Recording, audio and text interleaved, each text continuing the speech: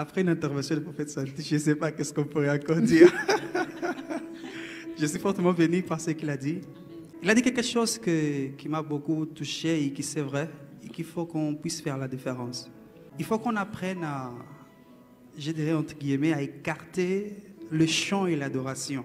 Pourquoi je dis cela? Parce que souvent, nous les chrétiens, on pense que lorsqu'on dit on va adorer Dieu, on se met simplement à chanter. J'aimerais tout simplement nous rappeler que la louange ou bien le chant n'est qu'une expression d'adoration, ce n'est pas l'adoration en elle-même. Donc j'aimerais qu'on puisse faire cette différence-là et qu'on puisse vraiment savoir que lorsqu'on dit qu'on va adorer Dieu, ce n'est pas simplement par les chants qu'on se met à adorer Dieu. C'est quelque chose de très important qu'il a dit et que j'aimerais quand même parler. Et pour moi, je vais définir l'adoration selon le livre de Genèse 22. C'était la première fois que le mot adoration a été utilisé dans la Bible, lorsqu'Abraham partait offrir Isaac.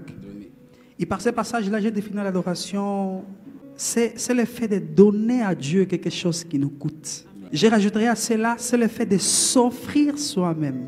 Maintenant, l'adorateur, moi, j'ai mélangé les deux.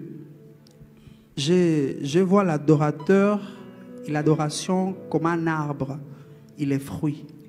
L'adorateur est l'arbre et l'adoration sont les fruits. Yes. Les fruits dépendent de l'arbre, la Bible dit dans le livre de Matthieu. Ce qui veut dire que si l'arbre n'est pas bon, les fruits ne seront pas bons. Donc, l'adorateur est l'arbre et l'adoration sont les fruits. Ce qui veut dire que l'adoration dépend de l'adorateur. L'adorateur doit avoir une vie selon la parole de Dieu afin que son adoration puisse être agréable à Dieu. Waouh. Amen. En fait, vous êtes en train de bouleverser l'atmosphère.